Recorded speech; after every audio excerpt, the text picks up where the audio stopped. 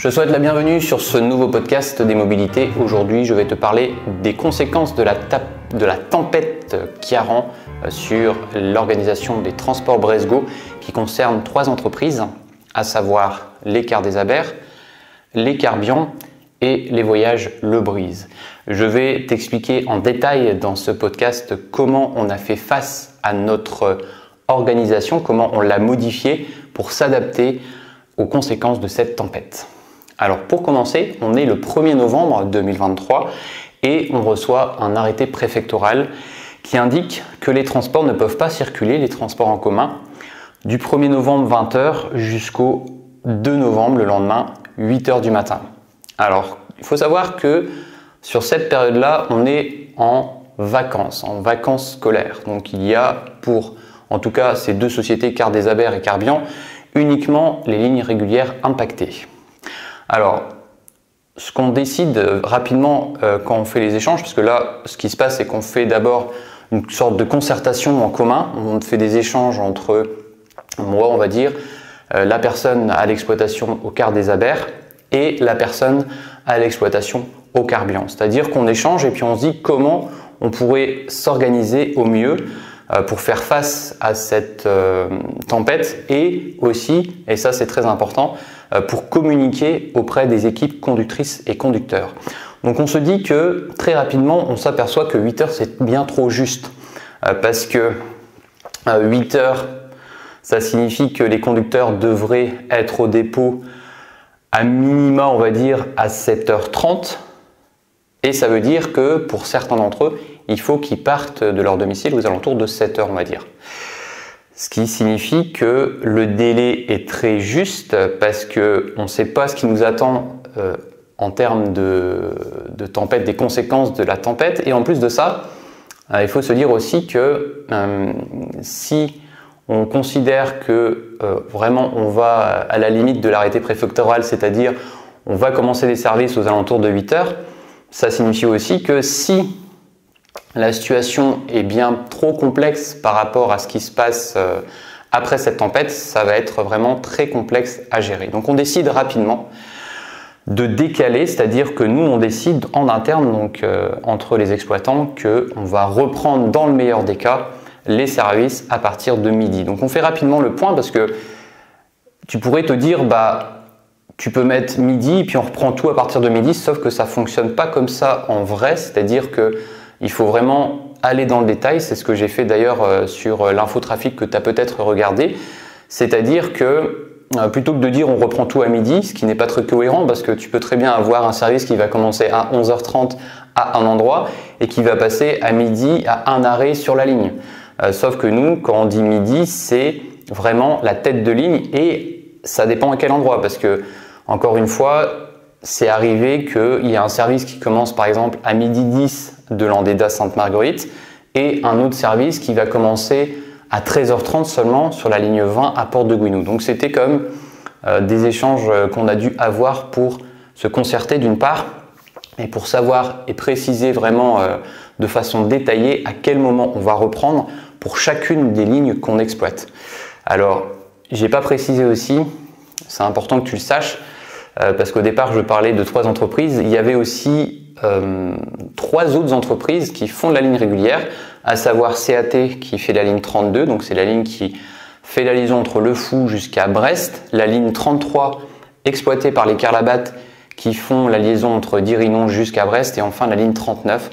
qui fait le trajet d'Aoulas jusqu'à Landerneau. Donc ces lignes étaient impactées aussi puisqu'elles circulent en période de vacances. Et on a donc relayé aussi pour que ce soit vraiment une info commune sur l'ensemble de notre secteur, donc qui s'appelle le lot B, de faire de la même façon. Donc on a détaillé dans l'infotrafic toutes les lignes avec l'heure à partir de laquelle on va la commencer. Et de mon côté, tu vois, il y a eu un échange pour indiquer à tous les exploitants, voilà,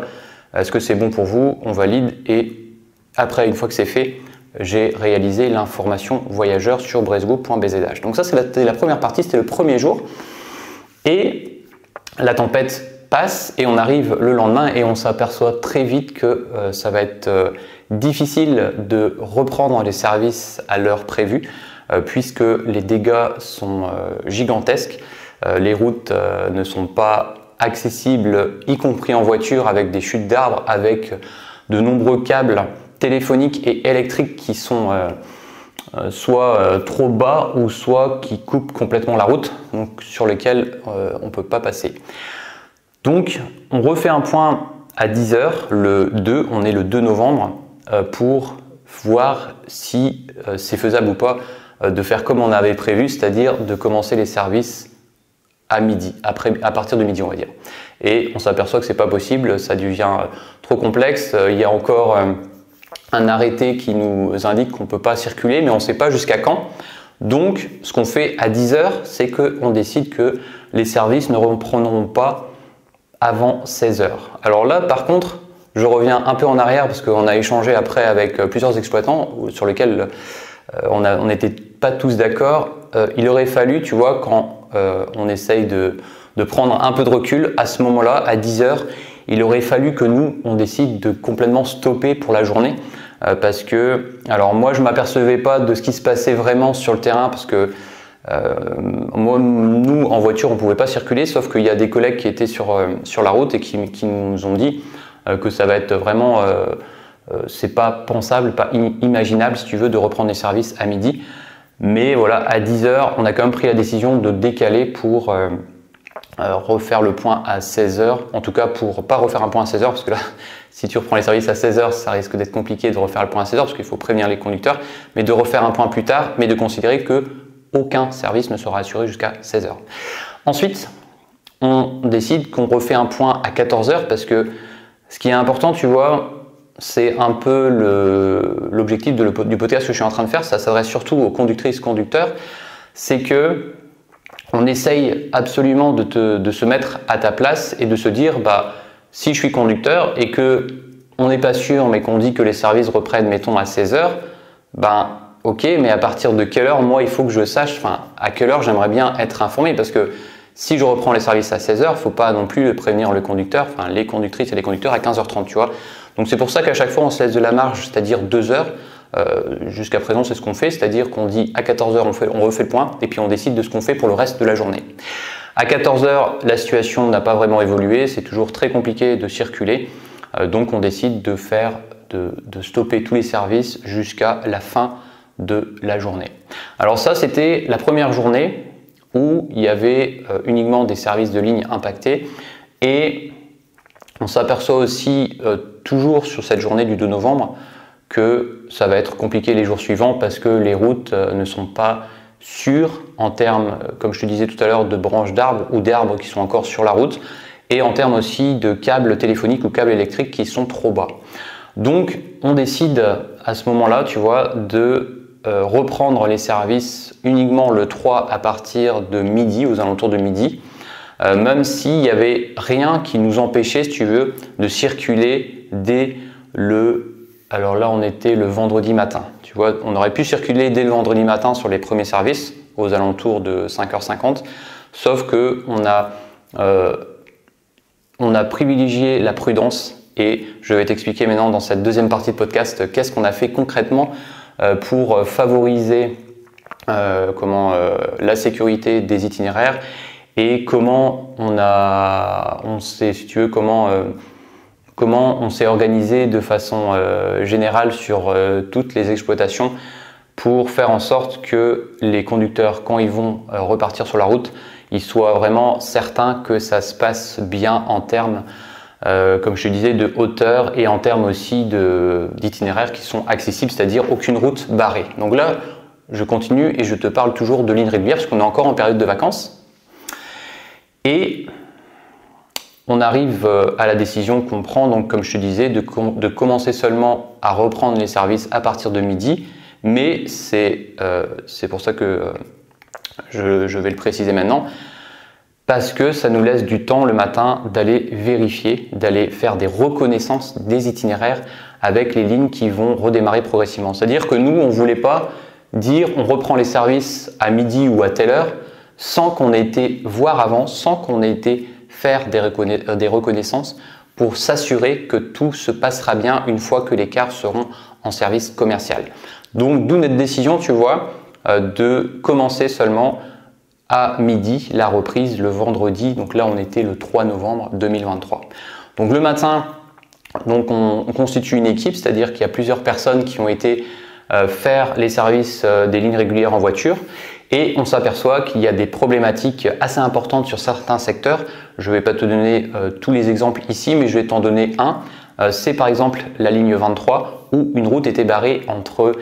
Kernoues-Saint-Frégan avec un impact important puisqu'il n'y avait pas trop de possibilités de trouver un itinéraire différent parce que on n'avait pas le temps nécessaire, si tu veux, d'aller vérifier les itinéraires de déviation, sachant que ces itinéraires de déviation auraient pu aussi être impactés probablement, vu que les routes ne sont pas des routes départementales mais des voies communales, encombrées par des branches, par des arbres ou par des fils électriques ou téléphoniques trop bas. Donc on a pris la décision, c'était vraiment exceptionnel, que cette ligne 23, pour l'instant, on ne pouvait pas l'assurer, donc on l'a mis de côté. Et toutes les décisions qu'on a prises aussi pour l'organisation des lignes régulières, elles ont été menées jusqu'au dimanche. Donc jusqu'au dimanche, c'est-à-dire jusqu'à la fin de la période de vacances scolaires. Voici donc la première réactivité qu'on a eue, c'était de vérifier à chaque fois avant le démarrage les itinéraires, faire des reconnaissances et ensuite prévenir aussi, communiquer auprès des conductrices et conducteurs pour dire vous pouvez y aller, on a été vérifié sur place, il y a des endroits où ça ne va pas passer, on fait des infotrafics en complément pour dire Sainte-Marguerite par exemple, Landéda Sainte-Marguerite ne sera pas desservi, Landéda Berrac, etc. Et d'adapter à chaque fois les itinéraires en fonction de la situation et d'aller sur une période comme assez importante parce qu'on ne pouvait pas à ce moment-là faire des infotrafics qui durent qu'un jour parce que, et c'est là on va y arriver sur la fin de la dernière partie de ce podcast, parce qu'il fallait tout de suite penser aussi à la reprise des transports scolaires puisque là on était encore en période de vacances et que le lundi on allait devoir assurer l'ensemble des services scolaires. Donc l'idée c'était de faire une infotrafic pour les lignes régulières au moins jusqu'à dimanche et après de prendre le temps d'aller le vendredi, samedi, dimanche faire des reconnaissances et ensuite toujours pareil ajuster, adapter pour pouvoir reprendre l'ensemble des services scolaires dans de bonnes conditions. On arrive donc ensuite le fameux vendredi, donc on commence ensemble à faire, comme je te disais, des reconnaissances pour les lignes, donc ça c'est fait, on reprend les lignes à l'heure de midi, ça se passe bien par rapport à ce qu'on avait prévu parce que nous on avait reconnu avant, donc c'est ça qu'il faut se dire aussi, c'est ce qu'on se dit, c'est que si tu prends du temps à reconnaître tous les services, tu sais de quoi tu parles auprès des équipes conducteurs. Donc tu vas pouvoir leur dire, on s'organise comme ça parce que à ces endroits-là, c'est pas possible d'y passer et cette organisation, elle va durer 2 voire 3 jours, tu vois. Donc comme ça, on sait que cette partie-là, on n'aura plus à la traiter parce que les conducteurs, ils vont pas nous contacter pour nous dire il y a un problème à tel endroit puisque ça a été réglé avant. C'est-à-dire qu'il y a eu beaucoup d'anticipation et je crois que c'est ça le maître mot de toute cette organisation qu'on a menée au sein des exploitations, c'est beaucoup d'anticipation et je rajouterai même un deuxième mot, c'est réactivité. On arrive ensuite le week-end, donc on peut commencer on va dire comme le vendredi après-midi, samedi et dimanche où il y avait un travail colossal à mener puisque c'était nécessaire de reprendre tous les services scolaires parce que effectivement la tempête avait occasionné de nombreux dégâts avec des routes qui n'étaient pas praticables et qui ne le seraient pas pendant plusieurs jours, voire peut-être plusieurs semaines. Et malgré tout, il y avait quand même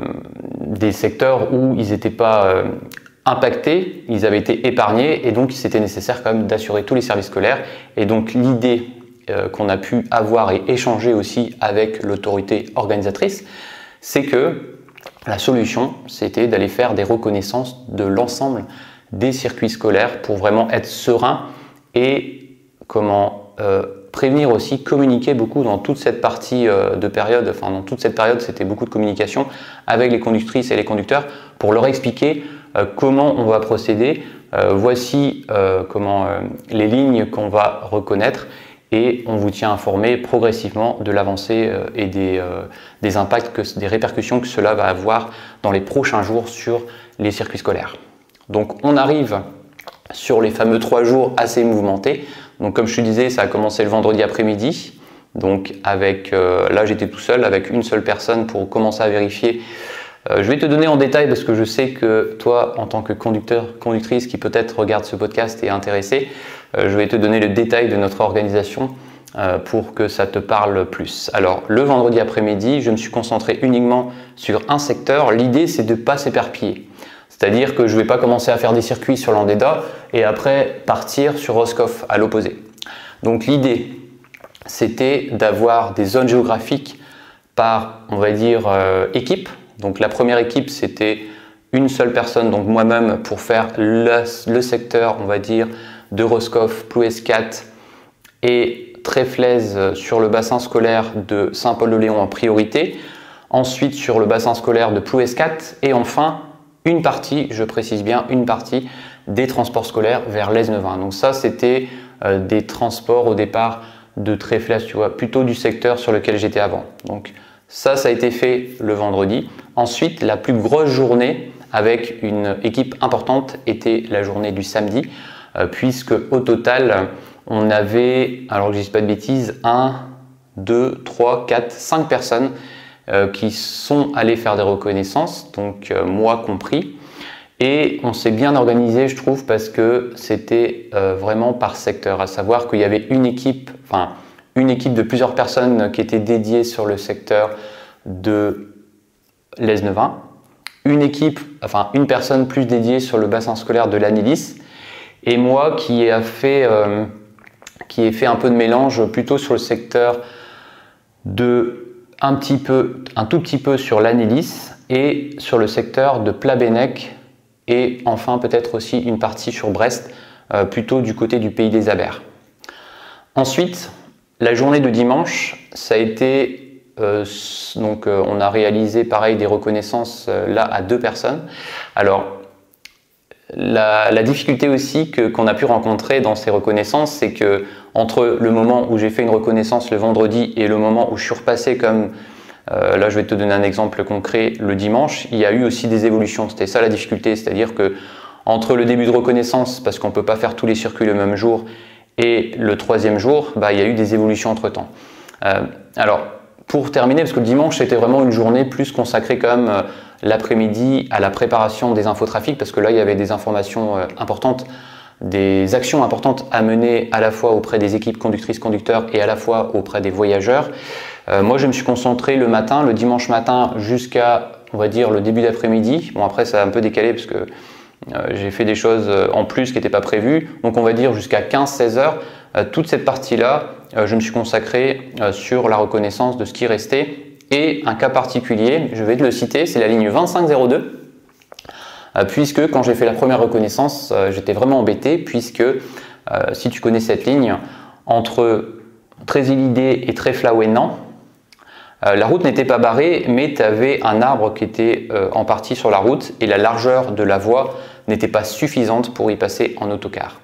Donc cette voie-là, on ne pouvait pas l'emprunter. Il y avait donc une autre possibilité de l'autre côté, sur la route départementale, donc qui fait la liaison entre, on va dire, Bervin jusqu'à Plougoulm pour aller ensuite jusqu'à Saint-Paul-de-Léon. Et cette route-là était barrée. Donc c'était vraiment embêtant parce qu'on n'avait pas de solution pour assurer la ligne 2502 entre notamment la commune de Trésilidé et Tréflaouénan. Donc la seule possibilité, on va dire, qu'on avait, c'était vraiment de couper le circuit, mais de façon importante, pour faire que la partie, on va dire, entre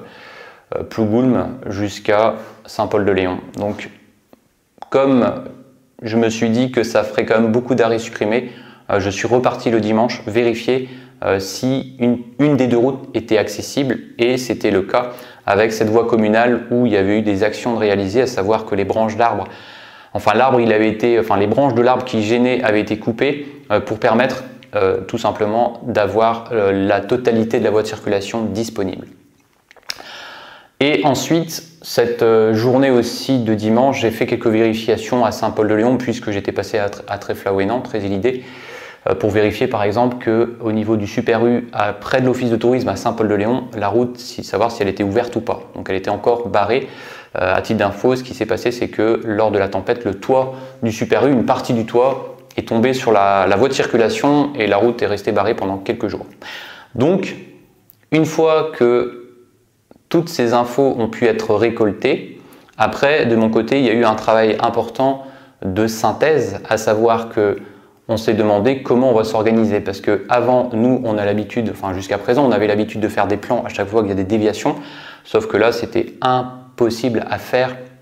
tellement il y avait de lignes impactées. Donc on a décidé tout simplement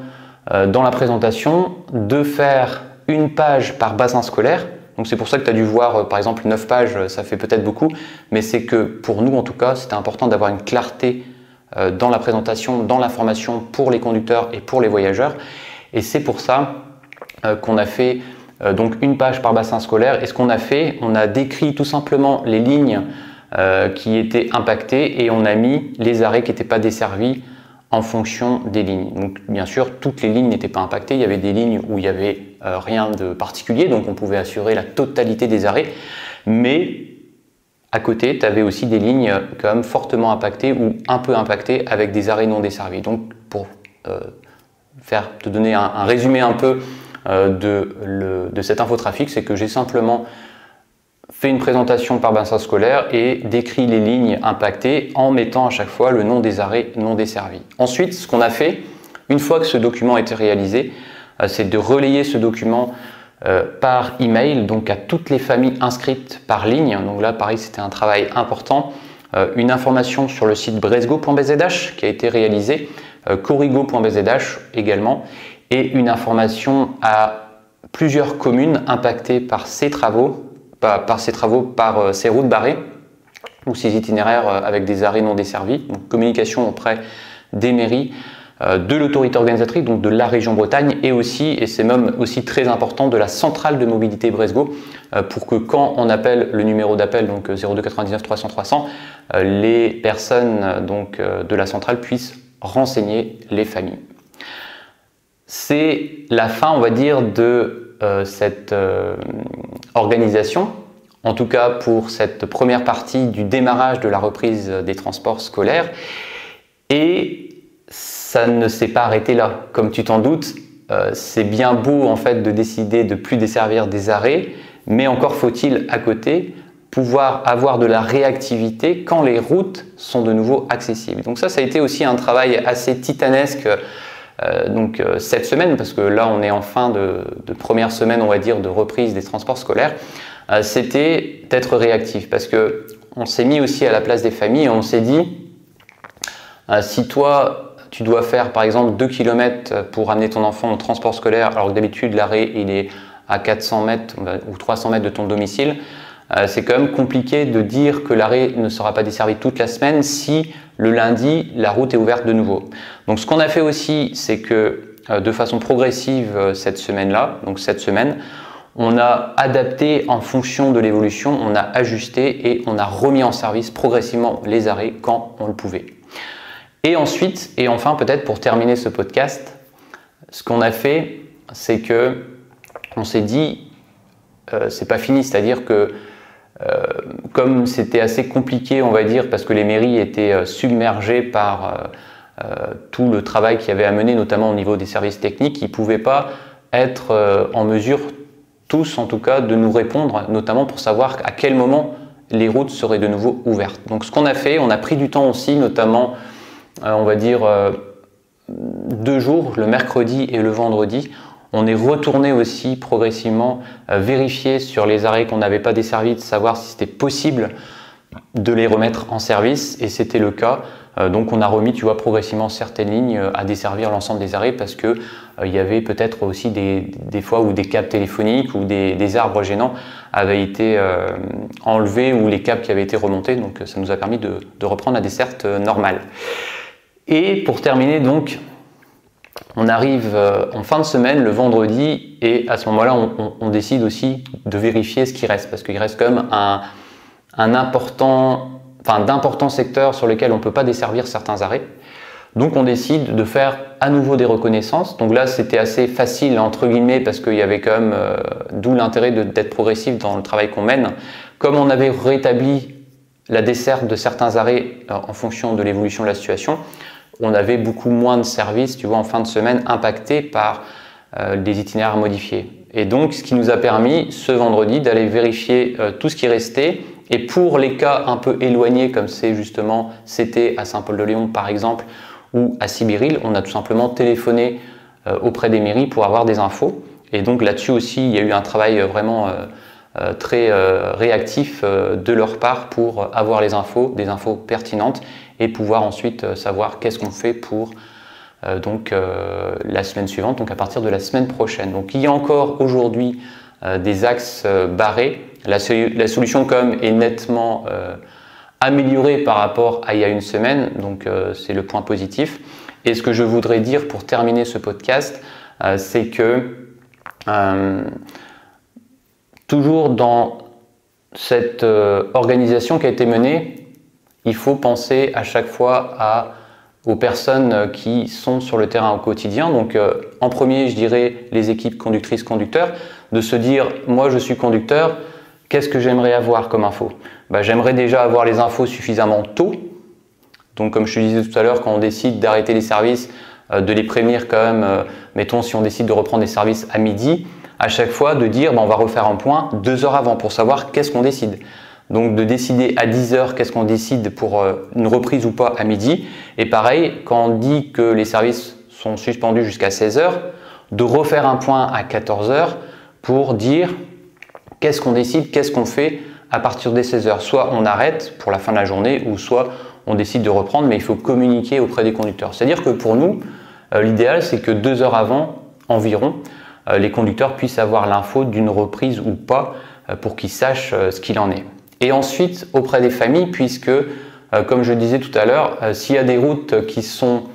barrées, donc qu'ils sachent déjà que le car ne passera pas à cet arrêt-là, et aussi d'être contacté une fois que l'arrêt est de nouveau, qu'il est possible de le desservir avant la fin de semaine, parce que c'était le cas sur certains secteurs. Donc nous, ce qu'on a fait aussi, on a refait des informations auprès des voyageurs pour leur dire que l'arrêt sera de nouveau desservi plus tôt que prévu, tu vois. Donc beaucoup d'anticipation, comme je le disais tout à l'heure, et beaucoup aussi de réactivité. C'est un peu la synthèse de cette organisation sur les conséquences de la tempête Ciarán. Merci en tout cas d'avoir suivi ce podcast et nous on se retrouve dimanche prochain pour un quotidien magazine ou pour un reportage et sinon lundi prochain toujours pareil à 8 h pour un nouveau podcast. Kenavo.